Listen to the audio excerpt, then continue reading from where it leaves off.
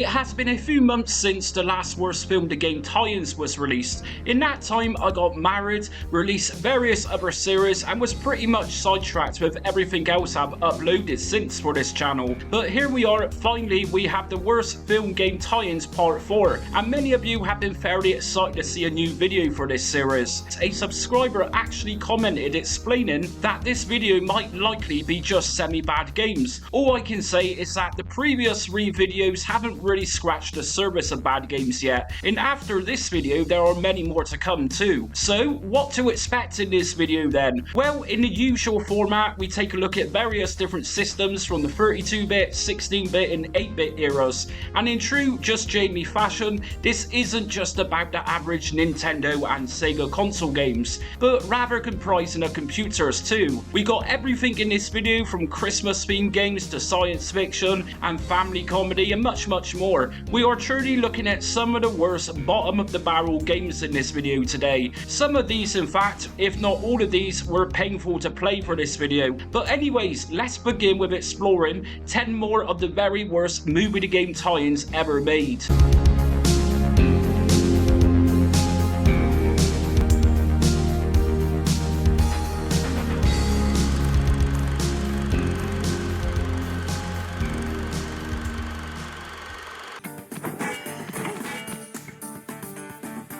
Since it's almost Christmas at the release of this video, I thought I would begin this with a Christmas themed game based on the timeless classic that is Home Alone. Now, anybody who knows their history of computer and console games will know that Home Alone is absolutely no stranger of having extremely bad games of the films. In fact, I don't think there is a single Home Alone game that I would personally even call mediocre. They're all frustrating and poorly executed games, let's be honest. In fact, I covered a NES version of Home Alone 2 Lost in New York in a previous episode in this series. So this is Home Alone for PlayStation 2. Yes, Home Alone at this point of this game's release was only 16 years old. Well, better late than never, and it's not like Home Alone never had games in the early 90s to go alongside the film itself, is it?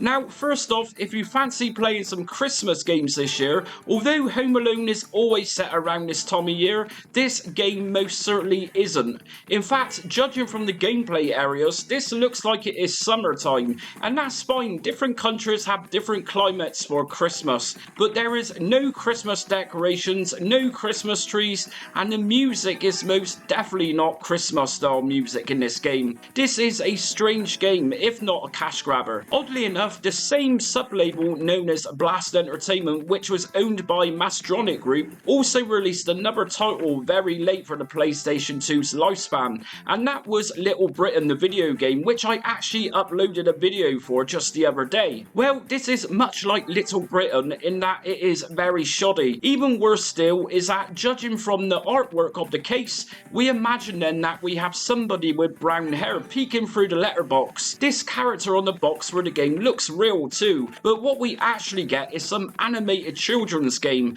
and the most bizarre thing is that we can select to play as Kevin, who looks absolutely nothing like Macaulay Culkin, as well as a few other random children thrown in. I stayed traditional and played as Kevin though. Now, the aim of the game is to collect items in what is essentially a maze, which you will find out later in the game as these mazes get very annoyingly big. We specifically need to collect toolboxes, and these are represented on the bottom left hand side of the HUD, which is our inventory. The main aim of the game then is to barricade the doors, and the first level contains 10 of these alone to barricade. As we are journeying around the levels to find more doors to barricade, we can actually pick up weapons too, and we can select different weapons which we pick up from the inventory to harm the burglars. Once the doors are all locked, we then need to kill off the remaining burglars. Now, like I said, the levels aren't Christmas related at all. It truly just comes off as another game by Blast Entertainment, which got lucky with licensing and threw out a random game with Home Alone stuck on the box. It's a truly unnecessary game and gets extremely boring to play from the moment we realise that level 2 is virtually the same as level 1. This rubbish released back in 2006, and it's a type of Home Alone game that makes Home Alone 2 for the NES seem very good to play.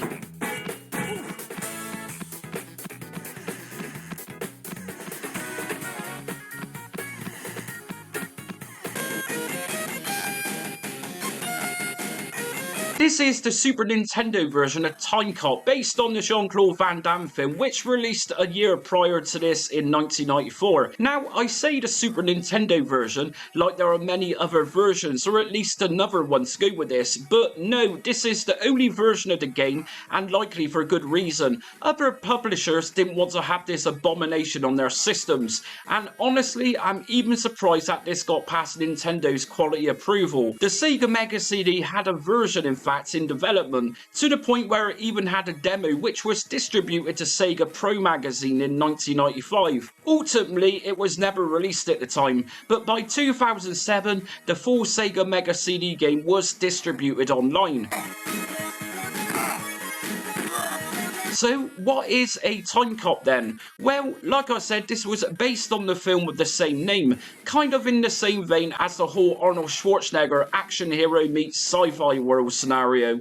The plot was set around time travel, where changes can destroy what happens in the future. A little bit of a Back to the Future knockoff then. Well, not quite, but in a nutshell, we need to stop the creator of time travel and correct all of the wrongdoings which the inventor made happen over time. So, as far as the game itself, this was released during that early to mid-90s digitized sprite animation craze, and as you can see, this was a victim of that craze. It was badly criticised at the time, and let's just say that age hasn't really done it many favours. As the game begins and we start controlling our character, something is just a little off about the controls. It's almost like you're walking on ice, and it really doesn't feel too comfortable to control either, especially when wanting to make precise movements. We have a gun with limited ammunition, a kick attack and a punch attack. The gun is likely the most effective way of taking out bad dudes, but this comes to a quick conclusion as we only have a few bullets with each magazine that we can pick up. The kick attack is utterly useless. Performing this move just gives enemies an easy way to hurt you,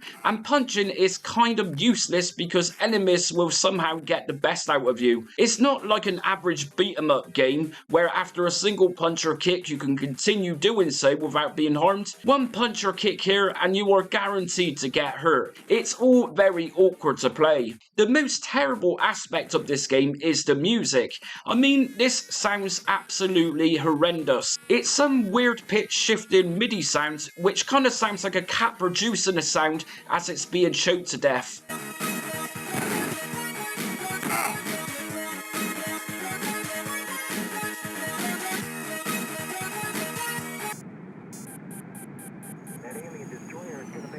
If you were old enough to remember the hype around the launch of Independence Day, you will remember the insane amount of marketing and advertising this film received prior to it releasing in the summer of 1996. It didn't just stop with bus stop posters, TV commercials of the mothership blowing up the White House, and posters on side of buses. Toy shops and model shops are all selling ID4 products. If you remember the British modelling shop, which was Beatis, I actually bought a model kit of the alien exoskeleton.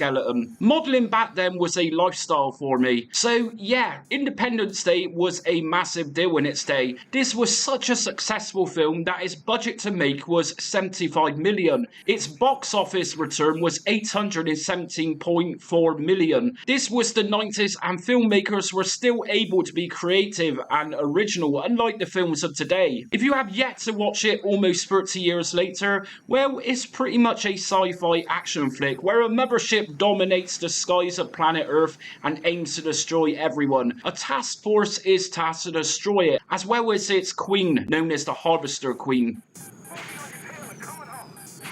We have a utterly pitiful tie-in game for Windows, Sega Saturn and PlayStation, which released in 1997 by Fox and Electronic Arts. Radical Entertainment developed the game for them, and most people will likely agree that the worst version of this combat flight simulator is for the PlayStation. We have many different scenarios in the game, all based around taking down the mothership and its aliens flying around. The major issues are, well, several factors. Controlling our aircraft is one of the worst things. It is so fast when moving around, it is often difficult to get an accurate shot of things. And talking about shots, really, the only way to destroy targets is missiles, which we can also pick up whilst flying around. The default cannon weapon is pointless most of the time, whereas missiles tend to lock in with enemies, but even then, getting a hit is a little bit of luck really.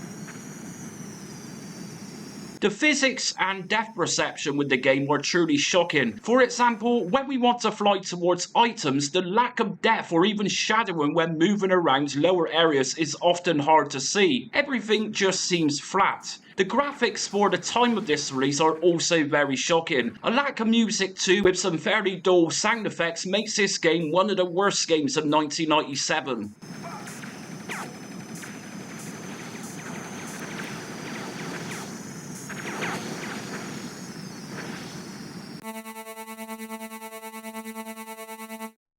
Throughout everything that I've covered in this Worst Movie of the Game tie-in series, some games are so bad they are kind of playable to an extent, and then you get Big Trouble in Little China. This is the Commodore 64 version. It was also released for the ZX Spectrum as well as the Amstrad CPC in 1987. Now, strangely enough, this utter trash released originally by Electric Dreams, but it is more likely you will have owned the re-release budget version by Alternative Software. Let's just put it like this: if you bought it on its original release, you were clearly ripped off. If you bought it for $1.99 with the budget re-release, then you were still ripped off. Big Trouble in Little China is a fairly bizarre film. It's one of those films that I have watched bits and pieces of over the years, but was never really engaged by it entirely. I think that is because I've always looked at Kurt Russell as being Snake Plissken. In having mentioned Snake Plissken, this film was actually directed by John Carpenter, the brains behind Escape from New York. The storyline is based around Jack Burton, a truck driver played by Kurt Russell. He helps his friend's fiancée who is kidnapped by a group of bandits in San Francisco's Chinatown. The film proceeds into a bizarre underworld, but what turns out to be an ancient sorcerer needs to marry a green-eyed girl, who is actually Jack's friend's fiancée. He needs to marry her to set him free from a centuries-old curse that was put on him. The film features some utterly bonkers visual effects and surreal imagery, so we have a fairly good background to turn this into a compelling 8-bit microgame then. In theory, sure. In reality, this is one of the worst games that I've had to play for this series so far. Hit collision detection is virtually non-existent. When enemies walk towards us, we cannot flee as we literally cannot walk any further, just backwards only. Enemies take a few hits to kill, and most of the time you'll come out of a fight having damage wherever you like it or not. The game is what you see and nothing else. A very dull looking backdrop. We don't get any platforms to jump on. When levels change, the backdrops change with it, but the gameplay just remains very monotonous. We play as Jack to begin with, but when he dies, we then take the lead of his friend, and then when his friend dies, we then control the last character on screen. We do get some collectibles such as guns and health, but this game is just so boring. Just walk and walk and walk to the left-hand side. This in itself is even bizarre. Most platformers would see you walking to the right. There is no music and very little sound effects, which sounds a little more like something from Star Wars in places. I made it to a few levels in and died by ducking when an enemy fired a bullet at me. Yes, as I was saying, collision detection is abysmal here.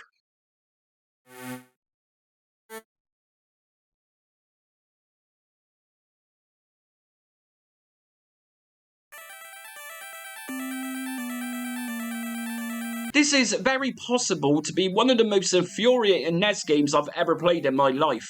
I mean, I get it, many NES games are known to be punishing, but normally they're punishing in a fun kind of way. With Beetlejuice, well, this is actually a whole different kettle of fish altogether. Things seem strange right from the start of the game. We had to open up a door and it is locked with a box image of a key. Just to the right of us is a key which is in mid-air. We jump to get it thinking that by jumping to grab it, this will likely drop us to another part of the game. But no, this is an instant kill. We can actually jump on top of the cloud, but Beetlejuice's jumps aren't really the best and at times seem a little shoddy to control when landing from jumps. We then have the key after respawning, and I notice that Mr. Beetlejuice can actually jump through what should appear to be solid.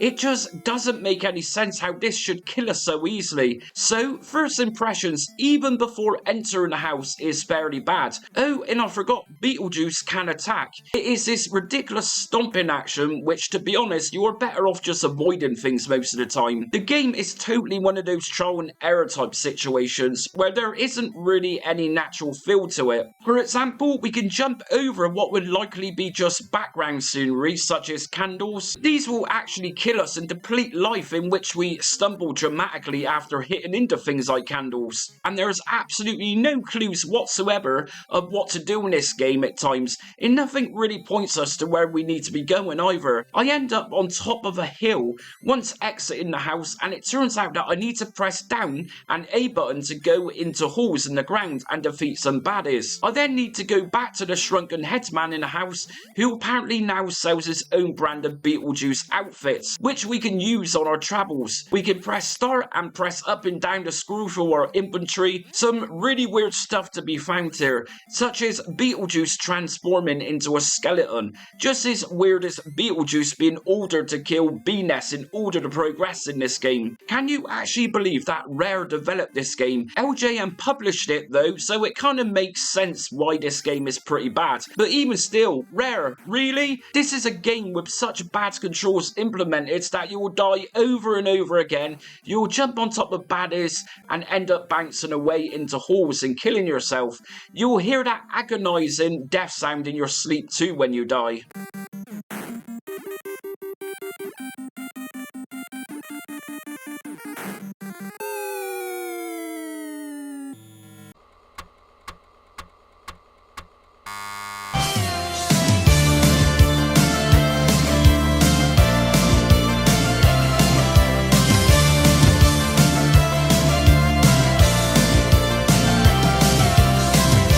The idea of emulating games from yesteryear on your modern day computer or portable device. Maybe you hate the thought of loading times of your favourite games and prefer to watch commentary videos or anything else retro related. Just Jamie Retro Realm is the ultimate channel for anybody who loves games from the golden age of arcade to home microcomputers, as well as the console generations. From the 1970s to the 2000s, then this channel will have something that you'll love, including themed video series, as well as beginner's guides from standalone emulators to more complex front-end emulation system guides. This channel even supports and showcases modern-day games for retro platforms, or more commonly known as homebrew games, as well as offering reviews for physical hardware. Just Jamie will absolutely have something for any preference, and the video uploads are also very frequent too. So if you want a retro gaming channel which appreciates everything from the Sinclair ZX80 to the modern day era arcade games, and love the idea of discovering new games from yesteryear, hit subscribe and set notifications so you don't miss out on almost daily content.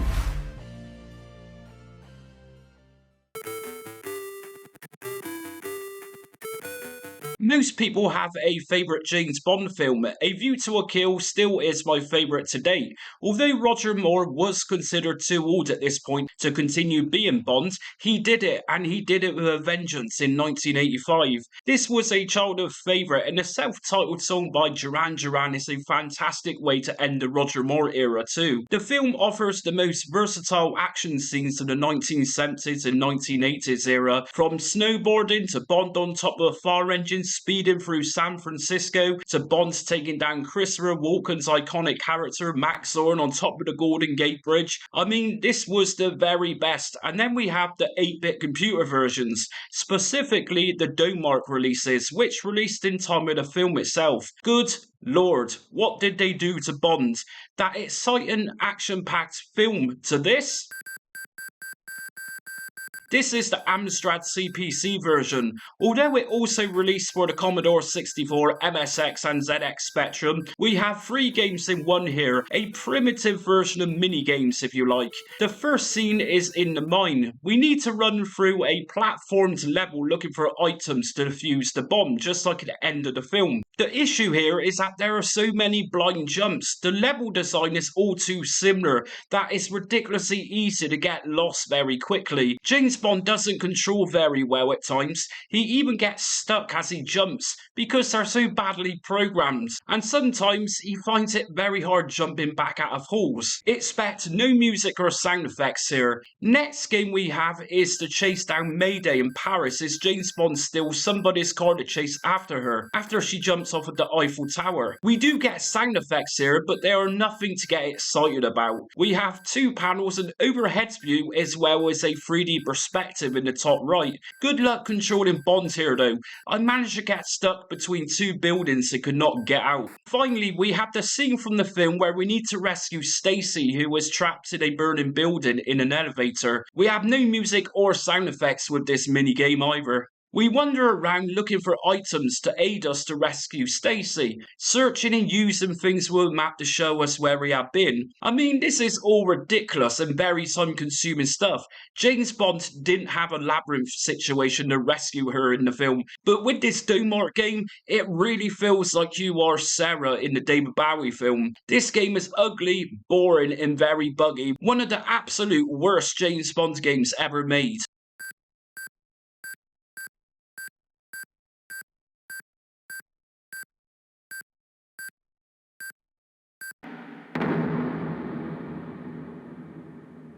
Next up, we have Akira. Now, I won't pretend I know much about this Japanese manga series, but the film came out in 1988, and it is based around a dystopian future set in Neo-Tokyo. It tells the story of a leader from a biker gang whose friend acquires telekinetic abilities. After the accident, he then threatens the military in Tokyo. So, in a nutshell, two friends are against the military with a dystopian society as the backdrop of everything. The game then starts off with the motorbike stage, although this game comprises of a couple of different gameplay styles. But reading reviews of the actual film itself, this stage is based on one of the film's most memorable scenes, and so this should technically be awesome. And it is also the opener of the game, of course, which should have the player very positive at this point. After all, the first 5 minutes, in my opinion, tells the player a lot about the game, through its visuals and gameplay mechanics. Sadly, from the first stage, this isn't good at all. In fact, Akira for the Amiga CD32 is absolutely terrible. It also released for Amiga OCS and ECS computers, but it doesn't matter which platform this is played on,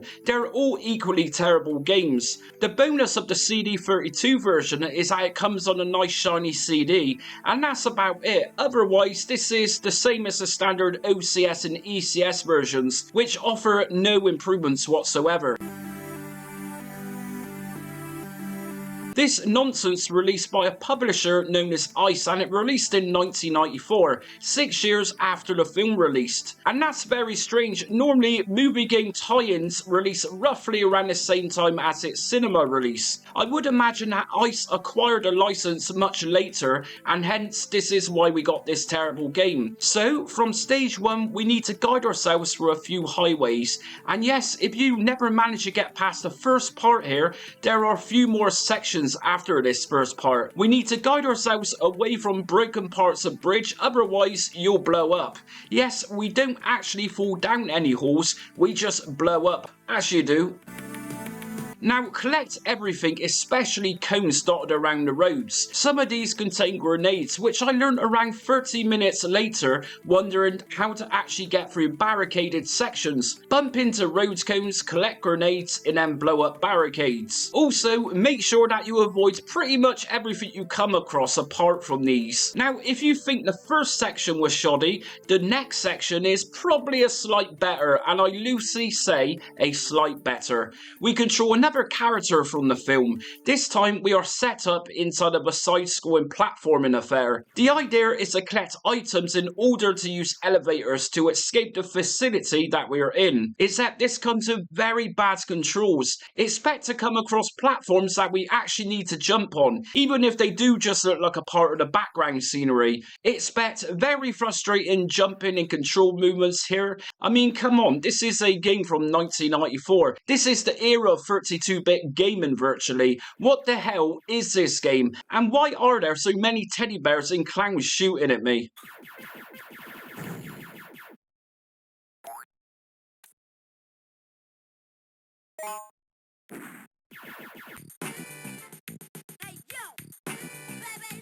This is a much lesser talked about game these days, and this is the game of the 1992 animated film Baby's Kids. Now, sadly, the film was considered as a commercial failure upon its release. Many argued that it had a bad storyline and the humour was strange to actually find funny in the first place. The game itself, which released for the Super Nintendo as an exclusive, which still is today, was released in 1994 and loosely follows the film. Now, firstly, just take a look at how bad the sprites appear in this game. They walk very stilted. Characters in this game all move like a very badly coded Amiga game. And to know that Nintendo licensed this game with this type of quality is truly beyond me. The game is punishing. Enemies that we come across generally take around 20 hits to kill. You know when you're halfway of beating an enemy entirely though, as sunshades will fall off their head or something else will fall off. Worse still is that because sprites move around on screen so awkwardly,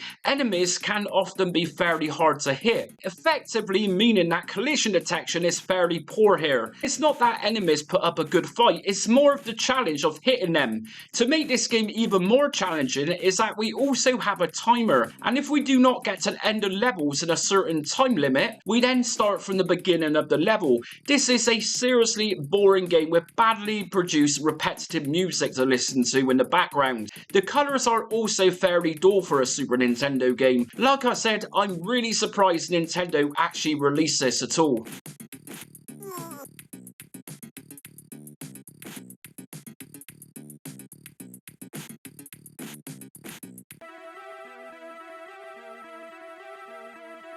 I've covered Batman Returns before within my Best Movie Game tie-in series, and that version was for the Super Nintendo, but this isn't like the Super Nintendo game. That game was superb and it was also a pure beat-em-up. Batman Returns games are no stranger to various versions on different platforms, but the version that really sticks out of being one of the worst is this Commodore Amiga game. Strangely enough, Ocean Software obtained a license to make the 8-bit and 16-bit computer games for the original film, and by and large, these were all very good games. Ocean didn't manage to acquire the license for Batman Returns though. Instead, Konami actually released this game, which is fairly strange, since the Super Nintendo game I was talking about was also produced by Konami too. Yet they decided to give Amiga users one of the worst versions of the game. A team of developers known as Denton Designs created this for Konami, and this team were mainly responsible for creating a good few mediocre rugby games for the Amiga at the time, but by the seams of it, their background wasn't for a game like Batman Returns, and I think this really shows through its gameplay and god-awful collision detection. It is possible that Denton Designs were given a tough deadline by Konami to finish coding this game for the release of the film itself, but this game actually released in 1993, whereas the film came out a year prior in 1992. It does seem that the idea is there, and it just seems strange how a group of coders would leave it in this state. I mean, when we attempt to hit out at the acrobatic clowns at the start of the game, most times it doesn't even seem to register hits. And you notice this easily because when you do get a successful hit, the clown will slightly stumble away from you. I think a big part of the flaw with this is that the clowns have been so poorly executed in their movement routines that they are too busy kind of looking like something is above them swinging them around by strings. Their movements are utterly sporadic and it really doesn't make much sense how they move around. I get that they are emulating the clowns from the first part of the Michael Keaton film, but really their movement here isn't attempting to be acrobatic, it is just utter madness. Controlling Batman isn't really the greatest either. By putting the joystick down in the diagonal left or right position and then pressing fire button makes Batman kind of curl up and speed away. It's utterly weird and it's almost like this should have been something else entirely. The music also reminded me of something too. It suddenly registered. It sounds very much like Ocean's version of Hudson Hawk for the Commodore 64. And yes, the Amiga was a 16-bit machine, but this sounds similar to 8-bit computers. I mean, really, just playing Batman Returns for the Amiga for a couple of minutes will make you never want to play it ever again. It's just a case of laughing at it at the state it was actually released in, or crying that you just wasted £40 on it.